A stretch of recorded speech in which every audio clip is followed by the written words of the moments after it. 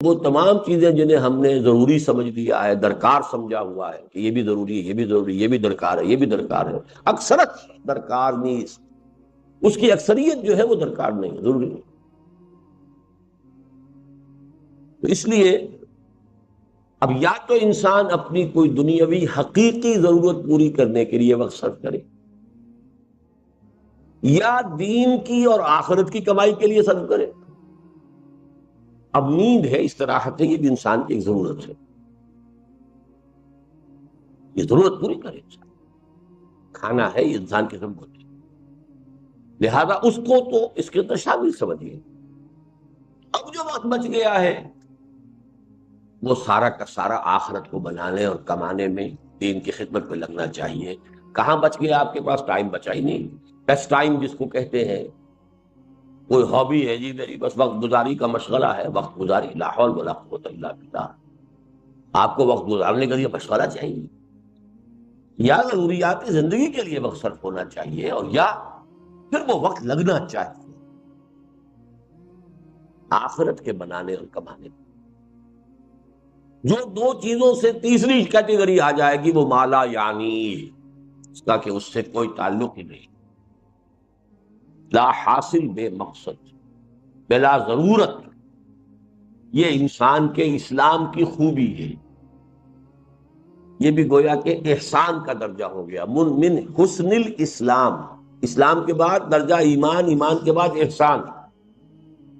من حسن اسلام المرء، ایک انسان کے اسلام کی خوبی یہ ہے، حسن یہ ہے، ترکہ ما لا یعنی ہے، اس کا چھوڑ دینا ہر اس چیز کو جو اس کے لیے لا حاصل ہو، غیر ضروری ہو۔ عن ابی حمزہ انس بن مالک رضی اللہ عنہ خادم رسول اللہ صلی اللہ علیہ وسلم عن النبی صلی اللہ علیہ وسلم قال، یہ جن کو ہم جانتے ہیں حضرت انس حضور کے خادم تھے، ان کی والدہ 9 برس کی عمر تھی ان کی جبکہ حضور کی خدمت میں چھوڑ گئی تھی کہ حضور یہ بچہ آپ کے پاس رہے گا، آپ کی خدمت کرے گا، آپ کی صحبت سے فیضیاب ہو۔ اور یہ انس ابن مالک یہ ہیں جو کہتے ہیں کہ میں نے اتنے سال حضور کے ساتھ گزارے ہیں خادم کی حیثیت سے، ایسا بھی موقع کبھی نہیں آیا کہ آپ نے مجھ سے یہ کہا کہ اے انس تو نے یہ کام کیوں نہیں کیا۔ جھڑکنا، ڈانٹنا، ڈپٹنا تو بہت دور کی بات ہے، شفقت، ملاطفت، ملائمت حضور صلی اللہ علیہ وسلم کی مزاج کا جز۔ اب ان کی کنیت ہے ابو حمزہ، عن ابی حمزہ انس بن مالک رضی اللہ عنہ خادم رسول اللہ صلی اللہ علیہ وسلم۔ یہ خادمے کے نیچے میم کیوں آ گئی ہے، زیر کیوں آ گئی ہے؟ جی جی، ان تو آ رہا انس سے پہلے، چلیے ٹھیک ہے، بدل کہہ لیں، صفت کہہ لیں، ٹھیک، چلیے۔ عن النبی صلی اللہ علیہ وسلم، حضور سے روایت کیا، آپ نے فرمایا لا یؤمن احدکم حتی یحب لاخیہ ما یحب لنفسہ، رواہ البخاری و مسلم۔ اب یہ حدیث کے روایت کے اعتبار سے چوٹی کے درجے کی حدیثوں میں سے، اور اس میں ذرا کیٹیگوریکل ڈینائل دیکھیے، تم میں سے کوئی شخص مومن نہیں ہو سکتا جب تک کہ اپنے بھائی کے لیے بھی وہی شے پسند نہ کرے جو اپنے لیے کرتا ہے۔ اس سے اونچی اخلاقی تعلیم کیا ہوگی؟ لیکن اس کا مفہوم عام طور پر محدود سمجھا جاتا ہے کہ آپ اچھا پہننا چاہتے ہیں تو اپنے بھائی کو بھی اچھا پہنائیں، آپ اچھا کھانا چاہتے ہیں تو اپنے بھائی کو بھی اچھا کھلائیں۔ جب بھائی بھی ایک حقیقی بھائی ہے، ایک چچا زاد بھائی ہے، ایک بھائی جو ہے وہ دادا کی نسل سے چل کر بھائی بن گیا، یہ تو پھیلتا جائے گا، ہر انسان دوسرے انسان کا بھائی ہے۔ کم سے کم ہر مسلمان دوسرے مسلمان کا بھائی ہے، دائرہ تو پھیلتا جائے گا۔ لہذا ایک طرف تو گویا کہ لوگوں کی طرف خیر اور بر، تبرع، اس کی تلقین ہو گئی، لیکن اصلاً یہ حدیث ہم نے خاص طور پر جو کوٹ کی ہے وہ کس اعتبار سے؟ یہ دعوت دین کے لیے بنیادی موٹو ہے۔ آپ نے اگر دین کو اپنے لیے پسند کیا ہے اور آپ اپنے بھائی کو اس کی دعوت نہیں دے رہے تو آپ میں ایمان کی رمق بھی، آپ نے خود اپنے آپ کو جہنم سے بچنے کا تو سامان کر لیا ہے اور اپنے بھائی کو جہنم کی طرف جاتے دیکھ رہے ہیں، اور ٹک ٹک دیدم دمنا کشیدم، ایمان کی رمق بھی۔ لا یؤمن احدکم، یہ دعوت کا سب سے بڑا موٹو، میرے بھائی، میری اولاد، میرے رشتہ دار، میری قوم، دائرہ وسیع ہوتا جائے گا۔ تنظیم اسلامی کا جو ہمارا تاسیسی قرارداد، اس کی پھر تشریحات ہیں، ہر شخص کو داعی ہونا چاہیے، اور دعوت کا دائرہ قوا انفسکم، اس کے بعد واہلیکم، اس کے بعد اپنا کنبہ قبیلہ، یا اس کے بعد اپنی قوم، یا قوم اعبدوا اللہ، اس کے بعد پوری نوع انسانی ہے۔ یہ سب سے بڑی خدمت خلق ہے، اس لیے کہ کھانا پینا پہننا یہ تو صرف اس دنیا سے متعلق ہے۔ جو آخری زندگی ہے، آخرت کی زندگی ہے، ابدی زندگی ہے، ہمیشہ کی زندگی ہے، اس کے خیر اور اس کی بھلائی میں آپ دوسروں کو شریک نہیں کرنا چاہ رہے، انہی طرف سے ایڑی چوٹی کا زور لگا دے، کوئی ریجیکٹ کرتا ہے تو وہ اس کے دل میں ہے، اس کی جواب دہی وہ خود اللہ کے ہاں کرے گا۔ لیکن اگر آپ نہیں کر رہے ہیں تو آپ اس حدیث کی زد میں آ جائیں گے، لا یؤمن احدکم حتی یحب لاخیہ ما یحب لنفسہ۔ اب ایک حدیث آ رہی ہے کہ جو اسلام کے قانونی نظام کی ایک اہم ترین شق ہے۔ عن ابن مسعود رضی اللہ تعالی عنہ قال قال رسول اللہ صلی اللہ علیہ وسلم لا يحل دم امرئ مسلم الا باحدى ثلاث السيب الزاني والنفس بالنفس والتارک لدینہ المفارق للجماعہ، رواہ البخاری و مسلم۔ یہ بھی پھر روایت کے اعتبار سے بہت اونچی حدیث۔ نہیں حلال ہے کسی مسلمان کا خون، یعنی خون بہانا، اس کی جان لینا حلال نہیں ہے۔ لا یحل دم امرئ مسلم، کسی مسلمان انسان کا خون جائز نہیں ہے، خون بہانا، قتل کرنا جائز نہیں ہے، الا باحدى ثلاث، سوائے تین میں سے کسی ایک شکل کے۔ السیب الزانی، شادی شدہ زنا کرنے والا یا زنا کرنے والی، رجم، ظاہر بات ہے پتھر ماریں گے تو سر پھوٹے گا اور جسم کے اوپر لگے گا، خون بہے گا، مارنا ہے۔ والنفس بالنفس، قتل عمد کا مجرم اگر اس کے ورثاء جو ہے مقتول کے اسے معاف نہ کرے، یا یہ کہ خون بہا لینے پر آمادہ نہ ہو، تو اس کی جان لی جائے گی، اس کا خون جو ہے جائز ہو گیا۔ والتارک لدینہ، اور دین کو چھوڑ دینے والا مرتد، المفارق للجماعہ، جو جماعت کے اندر مفارقت پیدا کر رہا ہے، تفرقہ ڈال رہا ہے۔ یہ جو ہے تین شکلیں، یہ ہے مسلمان کے قتل۔ چوتھی شکل ہے کسی کافر حربی کے قتل، چنانچہ جو بھی ہمارے سورہ فرقان کے آخری رکوع میں بھی آتا ہے، والذین لا يدعون مع اللہ الہا آخر ولا يقتلون النفس التي حرم اللہ الا بالحق ولا يزنون۔ تو قتل جو ہے بالحق وہ صرف چار شکلیں ہیں۔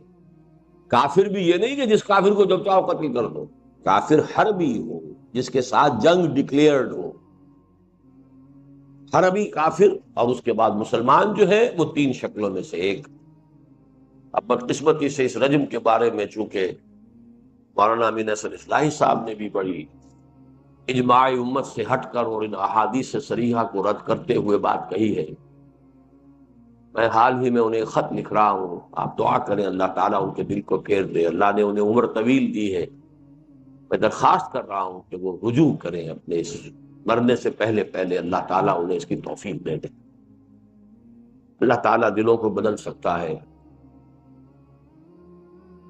تو السیب الزانی، زانی یا زانیہ جو شادی شدہ،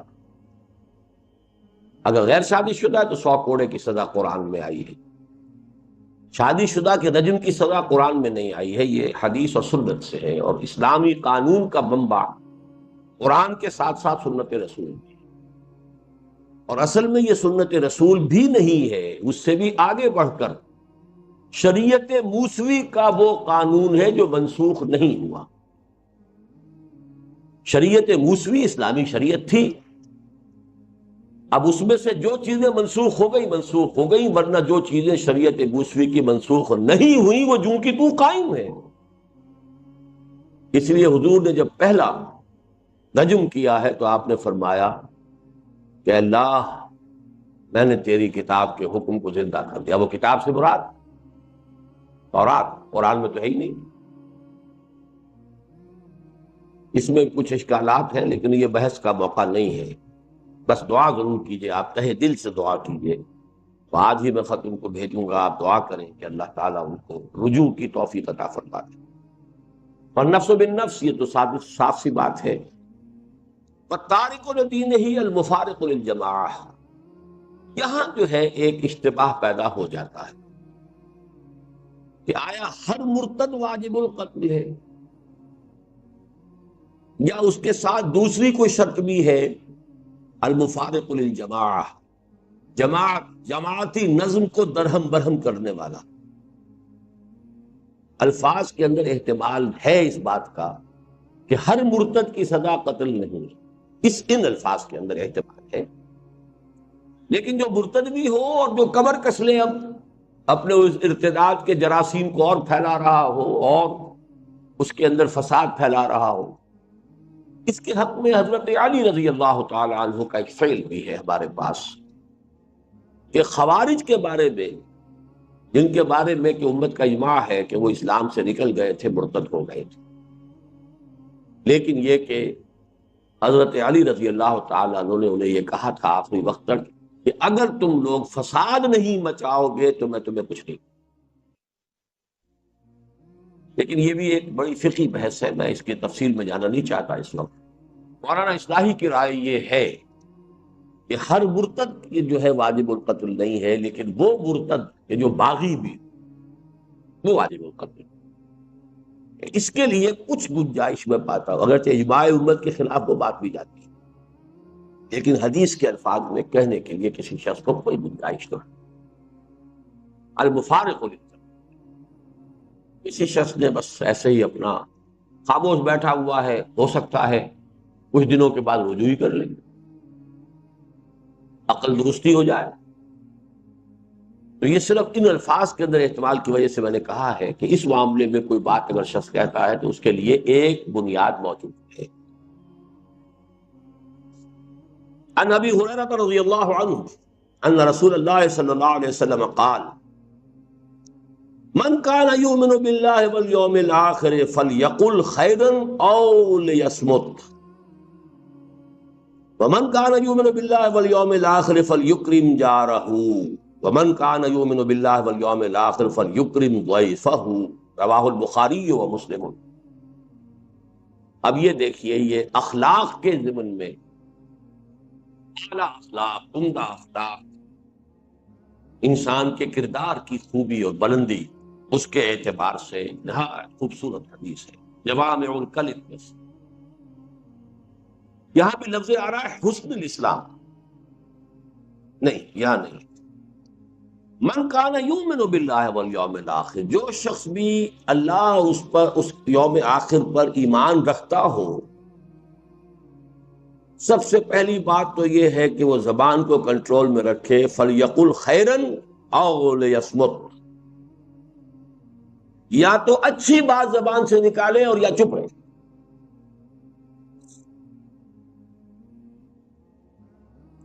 یہ ہم پڑھ چکے ہیں نا حضرت معاذ کی روایت میں، سکلت قومک یا معاذ، یہ زبان کے جو حصائد السنہ ہیں یہی تو سب سے زیادہ جہنم میں لے جانے والے ہیں۔ کنٹرول۔ اسی لیے خطبہ نکاح میں جو آیات حضور پڑھتے تھے ان میں سورہ احزاب کی وہ آیت ہے، یا ایھا الذین آمنوا اتقوا اللہ وقولوا قولا سدیدا۔ یہاں خیر کہا، سدیدہ کہا، صاف سیدھی بات، عمدہ بات۔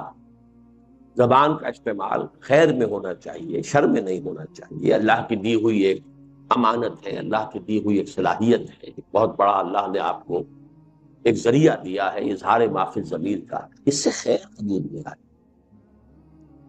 من کان یؤمن باللہ والیوم الآخر فلیقل خیرا او لیصمت، یا خاموش رہے، بولنا کو ضروری ہے۔ اسی لیے من صمت نجا، جو خاموش رہا اس کی نجات ہو جائے گی۔ مطلب یہ کہ جو کم سے کم گویا ہو وہ گویا کہ زیادہ سے زیادہ محفوظ ہے۔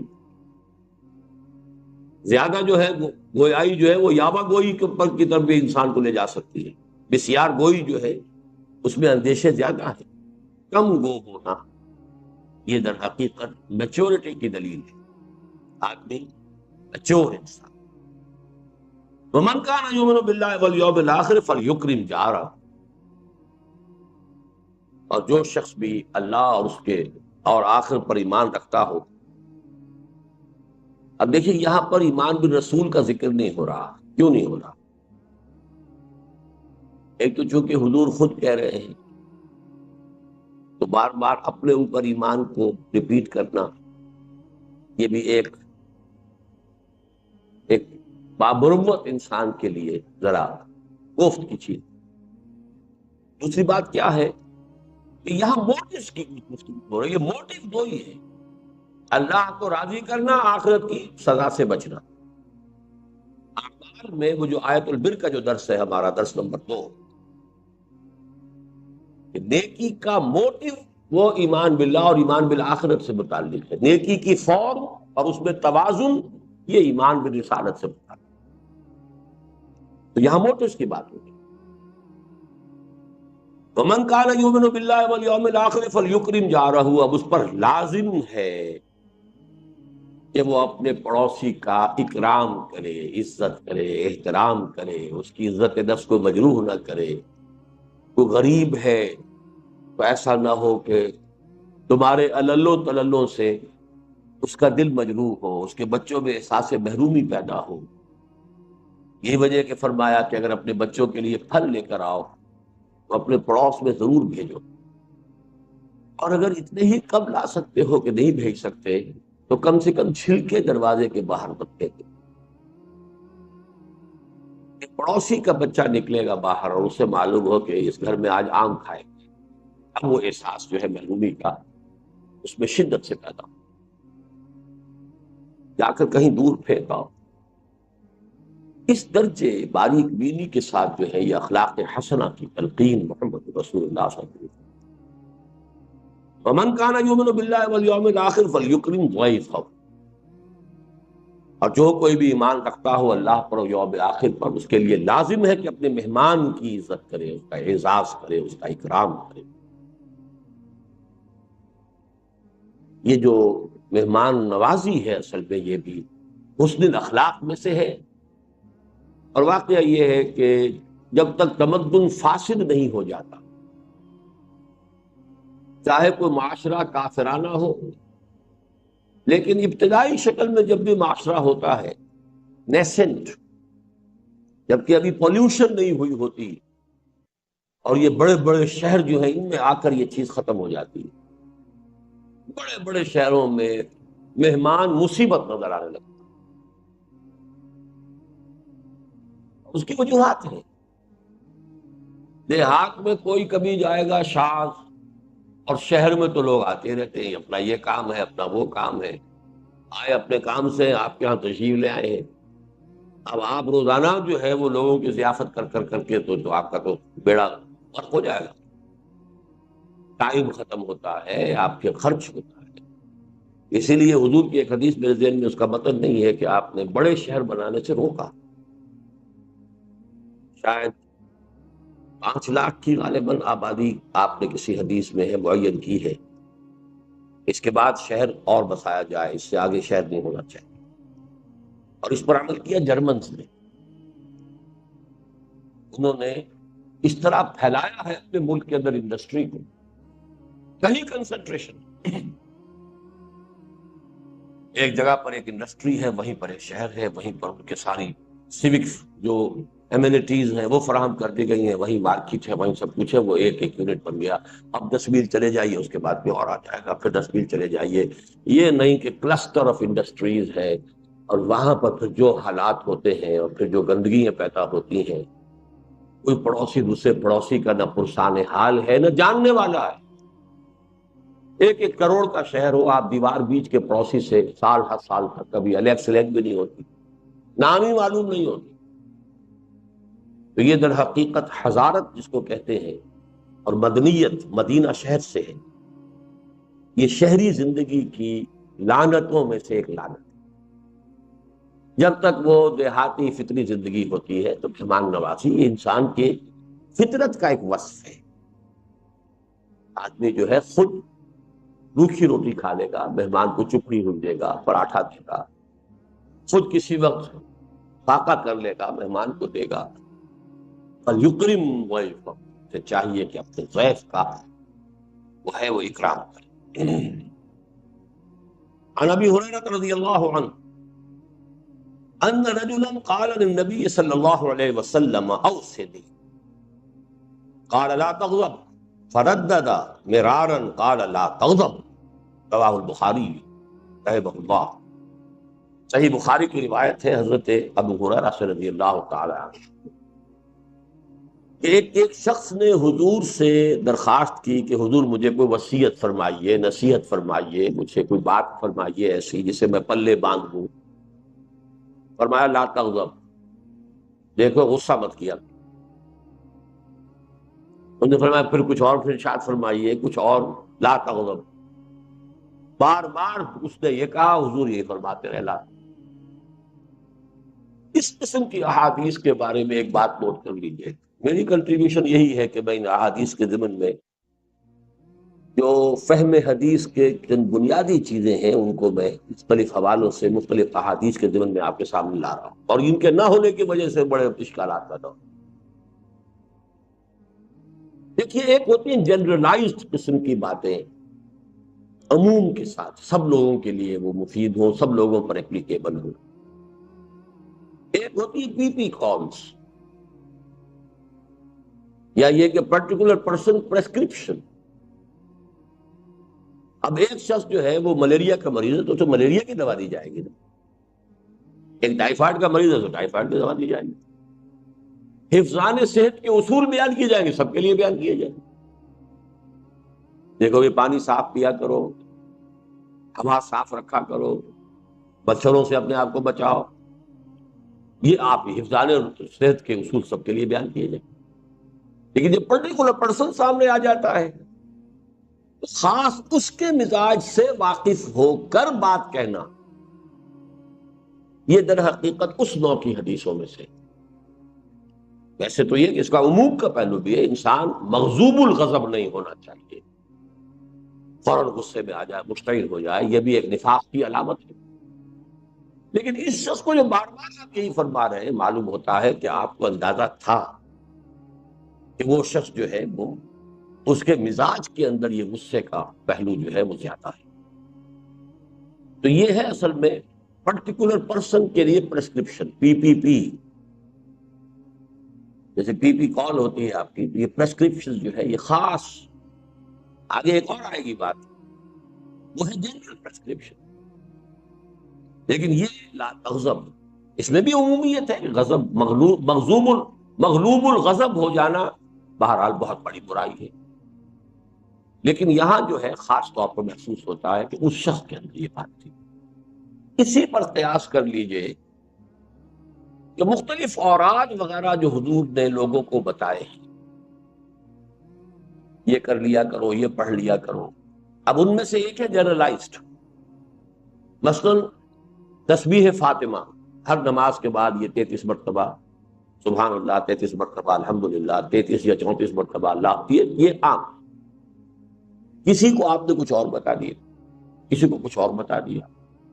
اب کوئی شخص اگر ان سب کا اہتمام کرنے بیٹھے گا تو وہی دھندا رہ گیا اس کا، وہ عدم توازن پیدا ہو جائے۔ اس کے اندر بھی وہ پرٹیکولر پرسنل پرسکرپشن جو ہے وہ شامل ہوتے تھے، جیسے کہ صوفیہ کرتے ہیں۔ صوفیہ کے بھی اصل میں اوراد جو ہیں جو انہوں نے وضع کیے تھے وہ بھی ایک پرٹیکولر دور سے متعلق چیزیں، جن چیزوں کا غلبہ ہو گیا تھا اس کے اعتبار سے انہوں نے تجویز کر دیے۔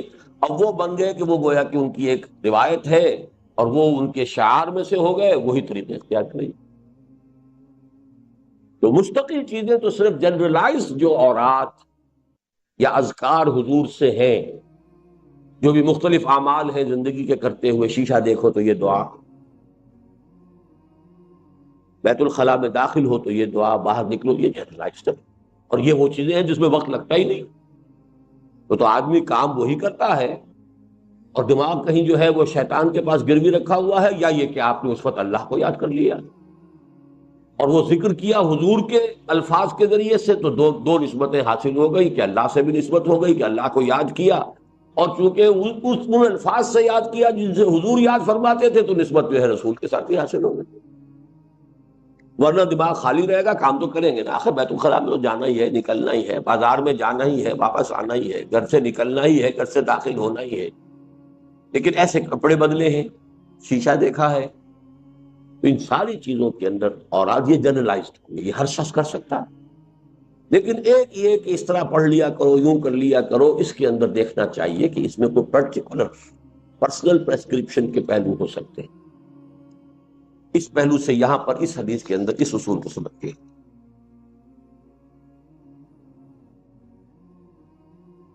عن ابی یعلا شداد ابن اوس رضی اللہ عنہ عن رسول اللہ صلی اللہ علیہ وسلم، حضرت شداد ابن اوس رضی اللہ تعالی عنہ، جن کی کنیت ہے ابو یعلا، وہ روایت کرتے ہیں اللہ کے رسول سے صلی اللہ علیہ وسلم، ان اللہ کتب الاحسان علی کل شیء، اللہ تعالی نے احسان لازم کر دیا ہے ہر معاملے۔ اب یہاں احسان کس معنی میں آ رہا ہے؟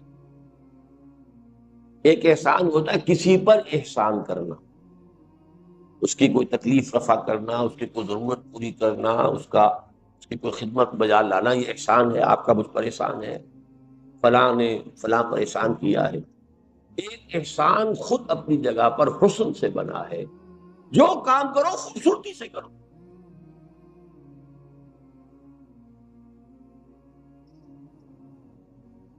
اور وہ احسان اسلام جو ہے اسلام پر تمہارا عمل خوبصورتی کے ساتھ۔ ایک ہے نماز جیسے ہوئی مارے باندھے پڑھ لی ہے، ٹکرے مار لی ہیں، نماز تو چلیے شاید ہو ہی گئی ہو، خوبصورت نماز تو نہ ہوئی نا۔ تمہاری نماز خوبصورت ہونی چاہیے، تمہارا ہر جو ہے فعل جو ہے اس کے اندر حسن ہونا چاہیے۔ یہ گویا کہ جسے جلال اور جمال کہتے ہیں، تو جمال کا پہلو بھی ہر شے کے اندر جو ہے۔ اب اس کی مثال دیکھیے، فَإِذَا قَتَلْتُمْ فَأَحْسِنُوا الْقَتْلَ، اگر قتل کرنا ہے تو خوبصورتی سے قتل کرو۔ اسی لیے یہ جلاد پیشہ بنا ہے۔ عام آدمی سے کہا جائے اس کی گردن مار دو تو گردن مارے گا، تو ممکن ہے کہ وہ آدھی کٹے آدھی نہ کٹے اور وہ تڑپے۔ یہ پیشہ کیوں بنا ہے؟ جس کی گردن مارنی ہے، ایک ہی واٹ کے اندر اس سے اتنی مشق ہوتی ہے، اور یہ سعودی عرب میں اب بھی ہوتا ہے، میدان العدل میں جب یہ نہیں کہ اب وہ بکری کو ذبح کرنا ہے، اب وہ کھنڈی چھری لے لیے، رگڑے جا رہے وہ اپنے جو ہے بیچاری جو ہے اس کی جان کے اوپر بنی ہوئی ہے، آپ تیز چھری کریں تاکہ یہ کہ ایک دو مرتبہ کے اندر اس کی وہ منزل جو ہے وہ اس میں سے گزر جائے۔ قتل تو کرنا ہے، ذبح تو کرنا ہے، لیکن اس میں بھی حسن اور خوبی، حسن ادا، حسن عمل، اس کو ملحوظ رکھو۔ ان اللہ كتب الاحسان على كل شيء فاذا قتلتم فاحسنوا القتلة واذا ذبحتم فاحسنوا الذبح وليحد احدكم شفرته، اور چاہیے کہ تم میں سے ہر شخص اپنی چھری کو تیز کر لیا کرے، ولیرح ذبیحته، اور اپنے ذبیحے کو راحت پہنچائے، یعنی ورنہ یہ کہ اس کے لیے جو ہے وہ کس قدر کوفت کا، اس کے لیے اس کے بھی احساسات ہیں، اس کی بھی جان ہے، تو جتنی کم سے کم مدت اس پر اس کیفیت میں گزرے یہ اس کا احسان ہے۔ تو اسلام کا احسان وہ ہے ان تعبد اللہ کانک تراہ فإن لم تکن تراہ فإنہ یراک۔ عن ابی ذر جندب بن جنادہ و ابی عبد الرحمن معاذ بن جبل رضی اللہ عنہما عن رسول اللہ صلی اللہ علیہ وسلم، حضرت ابو ذر جو ہے وہ اپنی کنیت ہی سے مشہور ہیں، یا آج میں پہلی مرتبہ نام بھی پڑھ رہا ہوں آپ کا، جندب بن جنادہ، جنادہ کے بیٹے جندب جن کی کنیت ابو ذر رضی اللہ تعالی عنہ، وہ عبد الرحمن معاذ بن جبل، تو ابی عبد الرحمن معاذ بن جبل، اور حضرت معاذ بن جبل جو ابو عبد الرحمن ہیں رضی اللہ عنہما، ان دونوں سے اللہ راضی ہو جائے۔ کون سے دونوں؟ ابو ذر اور حضرت معاذ۔ اب دیکھیے ابو ذر کا نام کسی کو معلوم نہیں، صرف کنیت معلوم ہے ابو ذر۔ معاذ بن جبل کی کنیت کسی کو معلوم نہیں، نام معلوم ہے معاذ بن جبل، لیکن یہ دو راوی ہیں، دو صحابی ہیں کہ جو روایت کر رہے ہیں۔ عن رسول اللہ صلی اللہ علیہ وسلم قال اتق اللہ حیث ما کن واتبع السیئۃ الحسنۃ تمحها وخالق الناس بخلق حسن، رواه الترمذی وقال حدیث حسن، وفی بعض النسخ حسن صحیح۔ یہ امام ترمذی نے اس کو روایت کیا ہے، بعض نسخوں میں تو اس کو حدیث حسن صرف کہا ہے اور بعض میں حدیث حسن صحیح کہا ہے، یہ روایت کے درجے کے اعتبار سے ہے۔ اب یہ تین اس میں ہدایات آئی ہیں، جوامع الکلم تین۔ پہلی بات اتق اللہ حیث ما کنت، جہاں کہیں بھی ہو اللہ کا تقوی جو ہے وہ تم سے چھوٹنے نہ پائے۔ ایک اور حدیث میں آتا ہے تقوی اللہ فی السر والعلانیہ، چاہے تم کہیں چھپے ہوئے ہو اور چاہے لوگوں کے اندر سامنے موجود ہو، ہر حال میں تقوی۔ یہ نہیں کہ خلوت میں کچھ اور ہے، جلوت میں کچھ اور ہے۔ اتق اللہ حیث ما کنت، جہاں بھی ہو اللہ کا تقوی اپنے دل میں موجود رکھو۔ واتبع السیئۃ الحسنۃ تمحوها، اور برائی کے پیچھے بھلائی کو لگا دو جو اسے محو کر دے گی۔ یہ قرآن مجید کی آیت ہے نا، ان الحسنات یذہبن السیئات، اور یہاں در حقیقت سیئات سے مراد صغیرہ گناہ ہے۔ کبیرہ گناہ تو توبہ کے بغیر نہیں ہوگا، آپ نے اگر اس سے توبہ نہیں کی تو کتنی ہی بھی نیکیاں آپ کرتے چلے جائیں وہ گناہ آپ کے حساب میں سٹینڈ کرے گا، ڈیبٹ جو ہے ڈیبٹ انٹری ختم نہیں ہوگی۔ لیکن چھوٹے چھوٹے گناہ صغائر ہوتے رہتے ہیں انسان سے، کبھی بے ارادہ ہو جاتے ہیں، کبھی بس نسیان میں ہو گئے، کچھ اور ہو گیا، چھوٹی بات ہو گئی۔ لیکن یہ کہ ایسے سیئات کو اگر اس کے پیچھے نیکی لگا دو گے تو وہ اس کو محو کر دے گی۔ ان الحسنات یذہبن السیئات، بس اس میں جو نقطے کی بات نوٹ کرنے کی یہ کہ کبائر میں نہیں ہے، یہ صغائر کی بات۔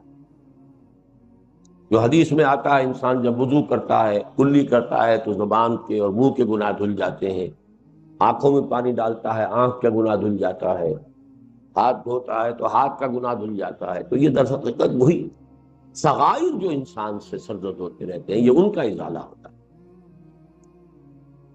تیسری ہدایت، وخالق الناس بخلق حسن، لوگوں کے ساتھ حسن خلق کے ساتھ معاملہ کرو، ان کے ساتھ رہو، معاشرت تمہاری جو ہے عمدہ اخلاق کے ساتھ ہو، اچھے برتاؤ کے ساتھ ہو، نیک رویے کے ساتھ ہو. اللہ تعالی ہم اس کی توفیق عطا فرمائے. اس حدیث کو میں چھوڑ رہا ہوں، تاسع عشر، یہ ہے وہ جو کہ تصوف کی حدیثوں میں سے ہے. اب آئیے الحدیث العشرون، عن ابی مسعود عقبۃ بن عمرو الانصاری البدری رضی اللہ عنہ. اب یہ ابو مسعود، ایک ہے ابن مسعود، عبداللہ ابن مسعود، وہ تو ہے مہاجر کبار صحابہ میں سے ہیں، انہی کے شاگرد ہیں کئی واسطوں سے امام ابو حنیفہ. وہ جو ہے عبداللہ ابن مسعود. یہ ابو مسعود ہے انصار میں سے جن کا نام ہے عقبہ ابن عمرو.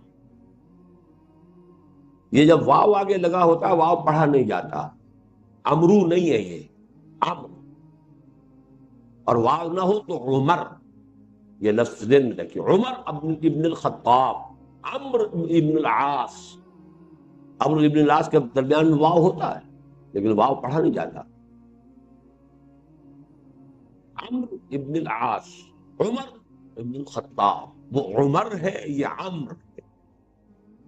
تو ان کا نام بھی عمرو ہے الانصاری، عقبہ ابن عمرو الانصاری، جن کی کنیت ابو مسعود ہے رضی اللہ عنہ. قال قال رسول اللہ صلی اللہ علیہ وسلم ان مما ادرک الناس من کلام النبوۃ الاولى اذا لم تستحِ فاصنع بما شئت فاصنع ما شئت، رواہ البخاری، بخاری کی روایت. حضور نے فرمایا کہ سابقہ انبیاء کی تعلیمات میں سے جو چیز لوگوں نے پائی ہے، یعنی چونکہ بہت سی تعلیمات جو ہیں وہ تو گم ہو گئی، محفوظ نہیں رہی. نبوت الاولیٰ جو ابتدائی نبوتیں تھیں، انبیاء تھے، ان کی تعلیمات کا اکثر و بیشتر حصہ تو ضائع ہو گیا، گم ہو گیا. ان مما ادرک الناس من کلام النبوۃ الاولیٰ، ابتدائی نبوت کے کلام میں سے لوگوں نے جو کچھ پایا ہے، اس میں سے ایک بات یہ بھی ہے، مما صرف یہی نہیں ہے، اس میں سے ایک بات یہ بھی ہے، بہت پیاری بات ہے، اذا لم تستحِ فاصنع ما شئت، جب تم میں حیا ہی نہ رہے تو کرو جو چاہو. اسی کا فارسی میں ترجمہ ہے، بے حیا باش و ہر خائی کن، ایک دفعہ حیا کا پردہ اٹھا دو پھر جو چاہو کرو. اسی لیے حدیث میں دوسری میں آتا ہے والحیاء شعبۃ من الایمان، حیا ایمان کا شعبہ ہے. اب یہ حیا بھی سمجھیے کیا ہے، یہ بھی فطرت انسانی. اس کا تعلق کس لفظ سے ہے، کیا اس کا روٹ کیا ہوگا؟ ہا یا واو؟ اس سے کوئی اور لفظ آپ کو معلوم ہے جو بنا ہو؟ حیات، حی کے معنی کیا؟ کرنے والا، انا للہ و انا، جی زندہ. یہ کیا ہے گرامر میں؟ جی اسم تو وہ محیی ہوتا ہے بھائی، زندہ کرنے والا محیی. احیا یحیی احیاء فہو محیی. جی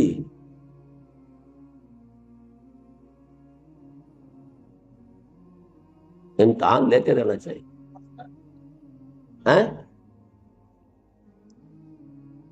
صفت مشبہ ہے، حی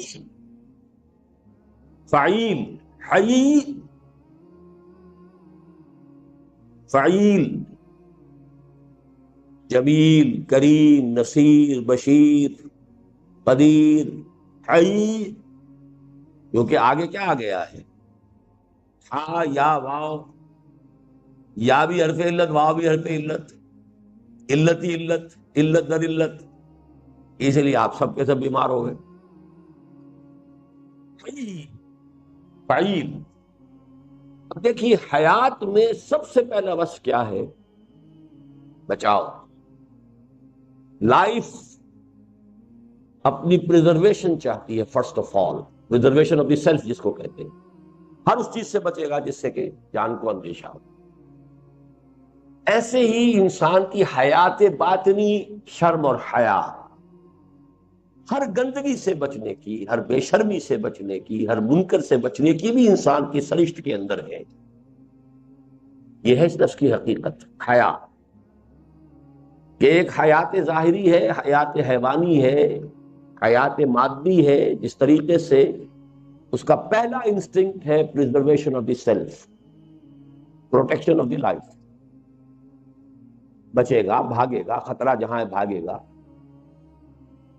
اسی طریقے سے حیات باطنی ضمیر کی زندگی کے لیے ہر شے سے بے شرمی سے بھاگے، عریانی سے بھاگے، اور اسی قسم کے منکرات سے بھاگے. گریز، یہ ہے حیا. جب فطرت مسخ ہو گئی یہ حیا ختم ہوئی. اس کو بھی نوٹ کر لیجئے. یہ بات ظاہر بات ہے آپ کو کوئی محدث تو نہیں بتا سکتا جس نے زوالوجی، باٹنی، فزیولوجی نہ پڑھی ہو. ہمارے دماغ کا ہائیسٹ فنکشن جو ہے وہ حیا ہے. Shyness and fear human brain کے ہائیسٹ فنکشن ہیں، شائنس اینڈ فیئر. شراب کا عمل کیا ہوتا ہے کہ وہ اوپر سے ڈپریس کرنا شروع کرتی ہے. سب سے پہلے ہائیسٹ فنکشنز کو ناک آؤٹ کیا. حیا اور فیئر ختم ہوا، انسان میں جرأت زیادہ ہو گئی. اب لڑے گا تو خوب لڑے گا، بحث کرے گا تو زیادہ کرے گا. گانا والا خوب گانا گائے گا، اسے شرم ہی نہیں ہوگی.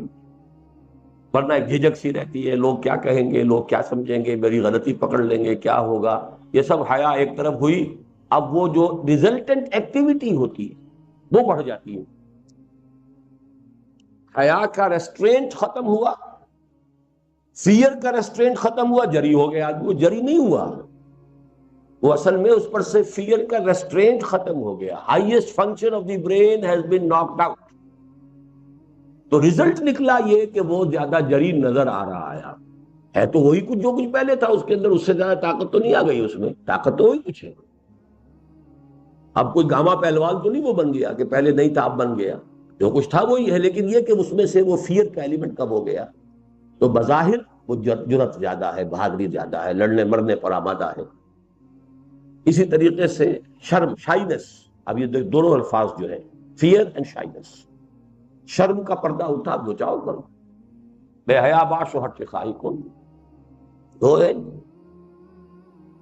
اذا لم تستحی فاصنع ما شئت.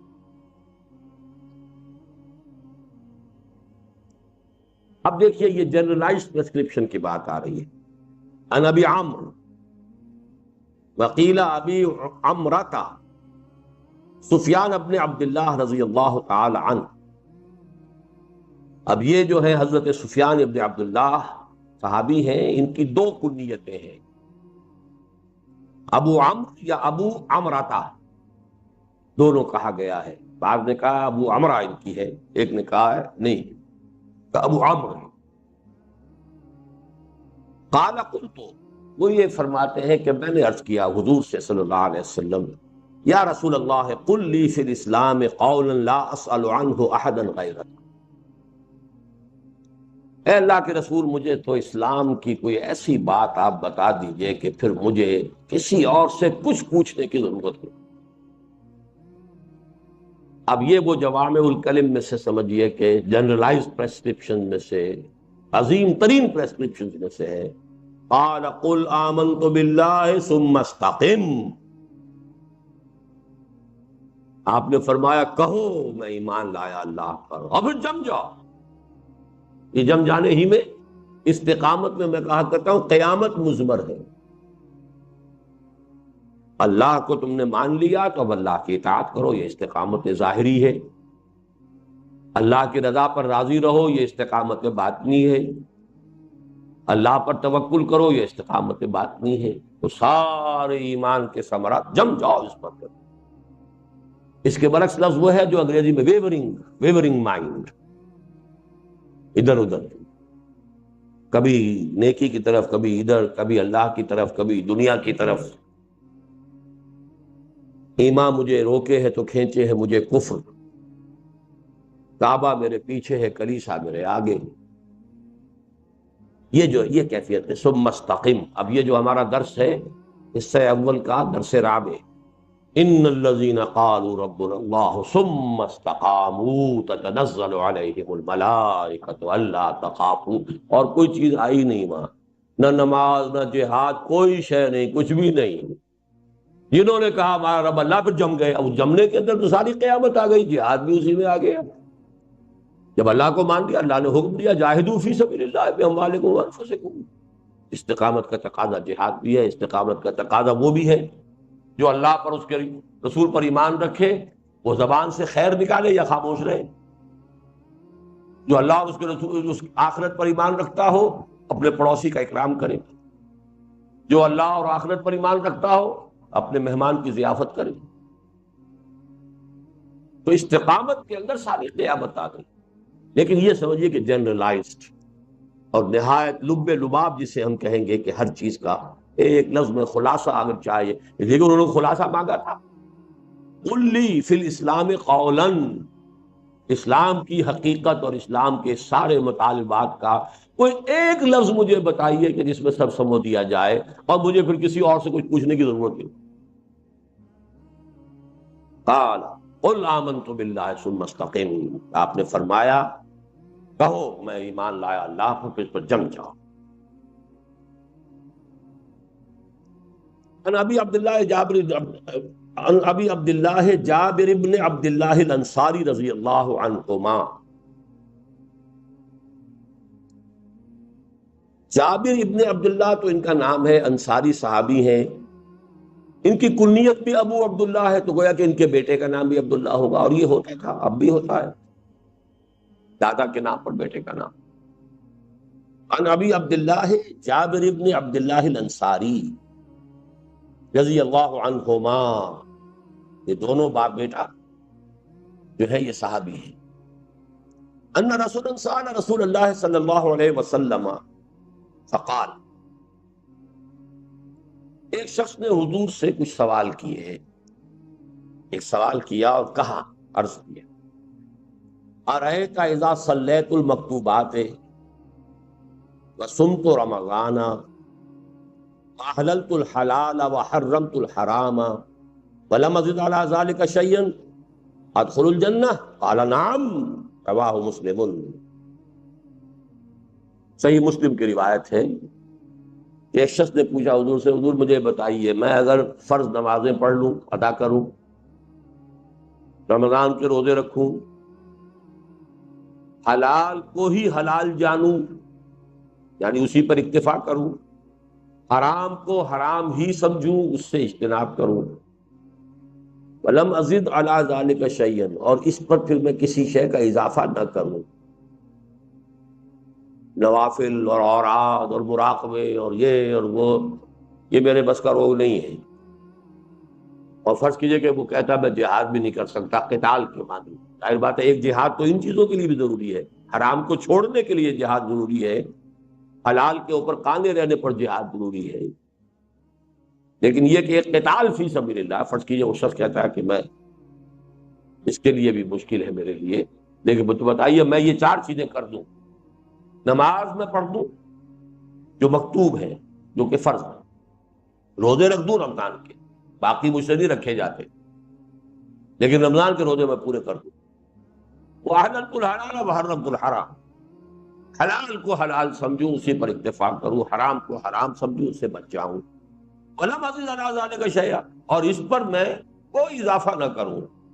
ادخل الجنہ، کیا میں جنت میں داخل ہو جاؤں گا؟ فرمایا نعم، ہاں. یہ بھی پرٹیکولر پرسن کی بات ہے، اچھی طرح سمجھ لیجیے، اس کو جنرلائز کرنا درست نہیں ہوگا، اس لیے کہ اب ایک آدمی ہے دیہات سے چل کر آیا، حضور کی صحبت سے زیادہ فیضیاب نہیں ہوا، ابھی اس کی کوئی تربیت نہیں ہوئی، تزکیہ نہیں ہوا، وہ کہتا جی میں تو ٹھیک ہے یہ کام تو میں کر دوں گا، جو بدویانہ مزاج تھا اس کا پورا ایک نقشہ جو اس کے پیچھے موجود ہے، صاف گوئی، ٹھوک کر بات کرنا، کوئی اس میں ایچ پیچ نہیں ہے، صرف صاف صاف بات، اگر یہ میں کر دوں تو جنت میں داخل ہو جاؤں گا، فرمایا ہاں ہوگا۔ اس میں کئی ہمارے لیے ہیں، ایک تو یہ کہ ہمارے جو کانسیپٹس بن گئے دینداری کے، اس کے معیارات کو درست کرنے کے لیے حدیث بڑی ہے۔ اصل شے حلال اور حرام ہے، اب یہ آدمی کچھ مکروہات میں مبتلا ہو گیا ہے، لمم جس کو کہا ہے سورہ نجم میں، وہ غلطیاں کچھ ہو گئی ہیں، یہ حلال اور حرام، حلال پر اکتفا کرو، حرام سے اجتناب کرو، فرائض ادا کر دو، تو یہ بیسک بیس لائن یہی ہے۔ اس کے بعد اپنی اپنی ذوق ہے، کوئی شخص وہ ذوق جو ہے وہ قتال فی سبیل اللہ میں پورا کر رہا ہے، کوئی شخص جو ہے وہ کہیں نوافل میں ادا کر رہا ہے، لیکن یہ کہ جہاد جو ہے وہ ایمان کا لازمی فرض ہے، یہ جدوجہد جو ہے نفس کے خلاف جہاد، باطل کے خلاف جہاد تو کرنا ہی ہے، لیکن بہرحال دین کی سادہ ترین شکل میں یہ حدیث جو ہے، اور اس میں پرٹیکولر پرسن والا پہلو دین میں رکھی۔ عن ابی مالک الحارث ابن عاصم الاشعری رضی اللہ عنہ قال قال رسول اللہ صلی اللہ علیہ وسلم، حضرت حارث ابن عاصم الاشعری، اشعری قبیلے کی طرف نسبت ہے، حارث ابن عاصم نام ہے، ابو مالک کنیت ہے، عن ابی مالک الحارث ابن عاصم الاشعری رضی اللہ عنہ قال قال رسول اللہ صلی اللہ علیہ وسلم۔ اب یہ بھی کوئی جوامع الکلم کی نوعیت کی حدیث ہے۔ الطہور شطر الایمان، پاکیزگی ایمان کا نصف۔ کیا مطلب ہے؟ دیکھیے ہر شے میں نفی اور اثبات ہوتا ہے، لا الہ الا، آپ نجاست سے پہلے پاک ہوں گے ذہنی تو صحیح فکر اس جگہ پر آئے گا، یہ ذہنی نجاست کو پہلے نکالیں، الحاد کو نکالیں، کفر کو نکالیں، مادہ پرستی کو نکالیں، شرک کو نکالیں، تبھی مان آئے گا۔ تو آدھا کام ہو گیا کہ جس میں کہ پاک کیا جا رہا ہے ذہن کو۔ اسی طرح اخلاق کے اندر جو اخلاق سیئے ہیں ان سے اپنے آپ کو پاک کیجئے، تو اخلاق حسنہ کی آپ یاری ہو سکے گی، ان کی کاشت ہو سکے گی، وہ پرمان چڑھا سکیں گے۔ اسی طرح جسمی طہارت ہے، جسمانی طور پر نماز کیسے پڑھیں گے اگر جسم پاک نہیں ہے؟ اس کے بعد ہی ہوگا کہ آپ نماز جو ہے ادا کر سکتے ہیں۔ تو الطہور شطر، اسی طریقے سے کھانا پاک نہیں ہے تو آپ کی دعا قبول نہیں ہو رہی ہے۔ یہ جو ایک نیگیٹو اور سلبی پہلو ہے، اس کو فرمایا یہ نصف ہے، الطہور شطر الایمان، والحمدللہ تملأ المیزان، اور الحمدللہ میزان کو پر کر دیتی ہے۔ اس میں الفاظ آتے ہیں التسبیح نصف المیزان والحمدللہ تملأہ، یہ تو مسبحات کے شروع میں اکثر یہ حدیث بیان کرتا ہوں، تسبیح نصف میزان ہے اور الحمدللہ اس کو بھر دیتی ہے۔ وہ وہی بات ہے کہ ذات باری کی تنزیہ، تسبیح، تقدیس، ہر ایسے تصور سے پاک کر دینا جو اس کے شایع نشان نہیں ہے، عیب سے، کمی سے، کوتاہی سے، عجز سے، ہر چیز سے، وراء الورا، وراء الورا، پاک منزہ، یہ گویا کہ یہ تسبیح ہے۔ یہ ایک حصہ ہو گیا۔ اب تحمید ہے، تمام اوصاف حمیدہ اس کے اندر ہے، تمام اعلیٰ اوصاف اس میں ہے، بتمام و کمال ہے۔ تو ذات باری تعالیٰ اور معرفت خداوندی کے بھی دو حصے، سبحان اللہ و بحمدہ، سبحان اللہ اور اپنے حمد کے ساتھ۔ یہاں محسوس ہوتا ہے کہ وہ ٹکڑا کہیں حذف ہو گیا ہے راوی سے، اس لیے کہ تملؤ تو آ گیا، لیکن جیسے وہاں کا طہور و شطر الایمان، وہ جو ایک نیگیٹو ایسپیکٹ تھا وہ یہاں پر آنا چاہیے. سبحان اللہ ہے یا التسبیح نصف المیزان والحمد للہ تملؤہ، ایک حدیث کی روایت کے الفاظ یہی ہے جو میں اب آپ کو سنا رہا ہوں، لیکن بہرحال یہاں صرف دوسرا ٹکڑا آیا ہے، الحمد للہ تملأ المیزان وسبحان اللہ والحمد للہ تملأان. اور یہ سبحان اللہ اور الحمدللہ تو دونوں مل کر بھر دیتے ہیں. یہاں وہ مفہوم ادا ہو گیا جو میں نے عرض کیا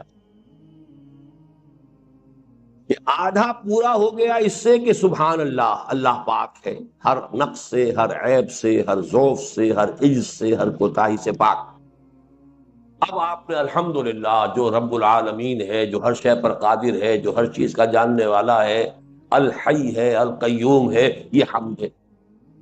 وہ سبحان اللہ والحمدللہ تملأان اور تملأ ما بین السماء والارض، یا بھر دیتا ہے یہ کلمہ آسمان اور زمین کے درمیان کل فضا کو، یعنی کل معرفت خداوندی ان دو کلمات کے اندر ہے. سبحان اللہ ایک میں تنزیہ ہے، تقدیس ہے، نیگیٹو ہے، ایک میں پازیٹو ہے، اس کی تحمید ہے، ثنا ہے، اس کے صفات کمال کا اقرار و اعتراف ہے. ان دونوں سے میزان پوری ہو جاتی. والصلاۃ نور، نماز نور ہے. والصدقۃ برہان، اور صدقہ اور خیرات جو ہے یہ برہان ہے، دلیل ہے. کس چیز کی دلیل؟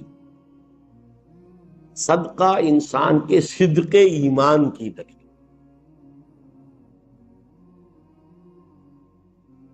صلاۃ نور کیوں ہے؟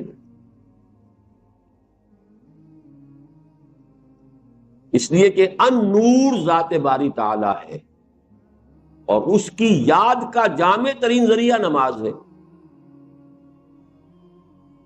یہ تو یاد ہے تیسرے حصے کا پہلا سبق،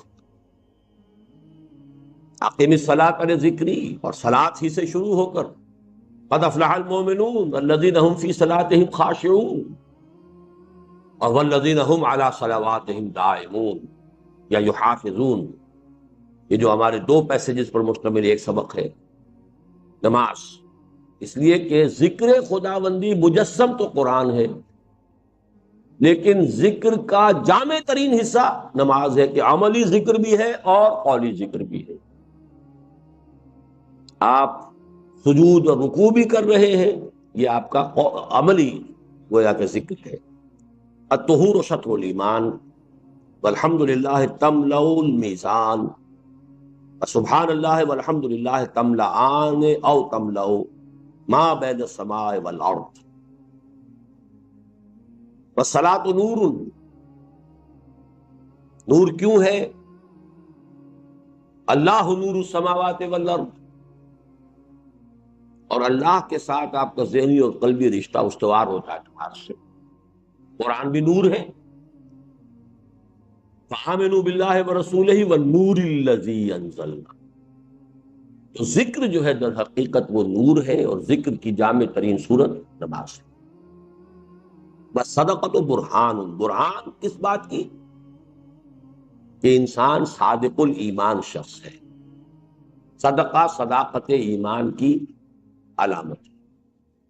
قرآن مجید سے کوئی روایت، کوئی آیت پیش کریں گے؟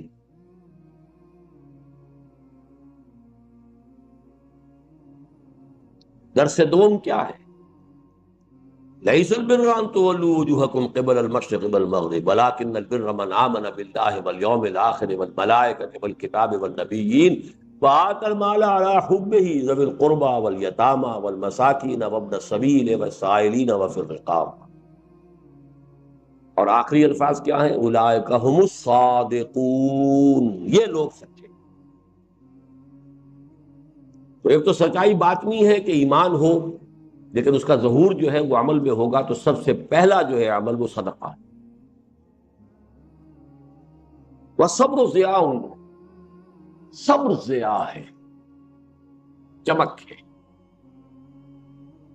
اس کی کیا توجیہ ہوگی؟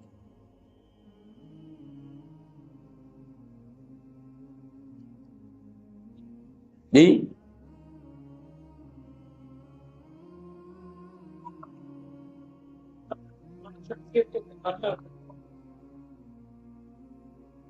صحیح آپ کہہ رہے ہیں، اور اسی لیے روزہ بھی صبر ہے.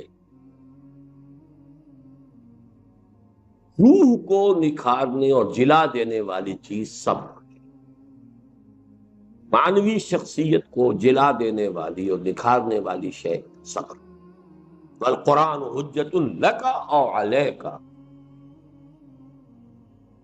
قرآن حجت ہے یا تمہارے حق میں یا تمہارے خلاف.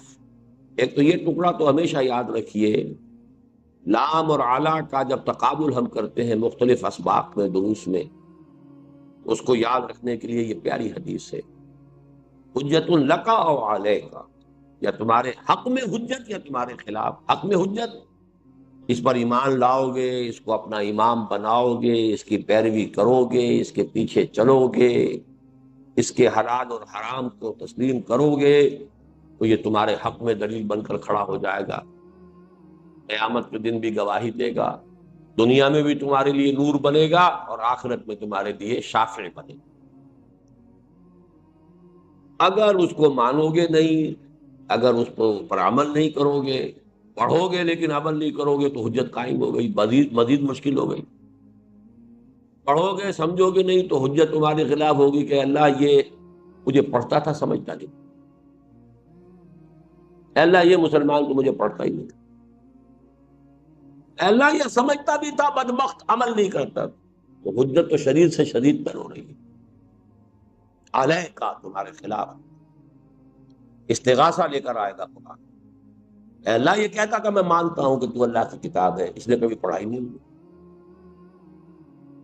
اے اللہ یہ پڑھتا تھا سمجھتا ہی نہیں تھا، اے اللہ یہ سمجھتا تھا عمل نہیں کرتا تھا، اور اے اللہ اس نے اپنا تو عمل کیا، مجھے دوسروں تک پہنچایا نہیں. لا یؤمن احدکم حتی یحب لاخیہ ما یحب لنفسہ بلغوا عنی ولو آیۃ. جوڑ لیجیے. کل الناس یغدو فبائع نفسہ، فبائع نفسہ، فبائع نفسہ، بائع بائع نفسہ فمعتقها او موبقها. بڑا گہری بات، بڑی گہری بات. ہر انسان صبح کرتا ہے، غدا یغدو، صبح ہوئی آنکھ کھولی، فبائع نفسہ، وہ اپنے نفس کو بیچتا ہے، جان بیچتا ہے، یا جسمانی قوت بیچ رہا ہے، کسی چلا رہا ہے، شام کو 30 روپے 40 روپے 50 روپے ملیں گے، اینٹیں ڈھو رہا ہے 50 60 روپے ملیں گے، اینٹوں کی چنائی کر رہا ہے 100 150 روپیہ ملے گا، دکان پر بیٹھا ہے کچھ ملے گا، گاہکوں کی جو ہے تلخ باتیں بھی سن رہا ہے، صبر کر رہا ہے، چلو کہہ جائے کچھ 2 4 پیسے دے کے ہی جائے گا. بیچ رہا ہے نا، عزت نفس کو بھی بیچ رہا ہے، افسر کی غلط بات بھی سن رہا ہے، چپ ہو رہا ہے، اپنی عزت نفس بیچ رہا ہے. کوئی ڈاکٹر بیٹھا ہوا ہے، اپنی صلاحیت جو ہے میڈیکل ایکسپرٹیز وہ بیچ رہا ہے. وکیل اپنا دماغ بیچ رہا ہے، اس نے اپنی وہ آرگیومنٹ کی صلاحیت، قانون دانی، اس کو بیچ رہا، ہر شخص بیچ رہا ہے. فبائع النفس، انویسٹمنٹ ہو رہی ہے صبح سے شام تک. You are selling yourself. یا یہ کہ فزیکل ایلیمنٹ زیادہ ہے یا مینٹل ایلیمنٹ زیادہ ہے، بیچتا تو ہر شخص ہے اپنے. اس اعتبار سے تو ہو گیا تساوی کا معاملہ، برابری کا معاملہ.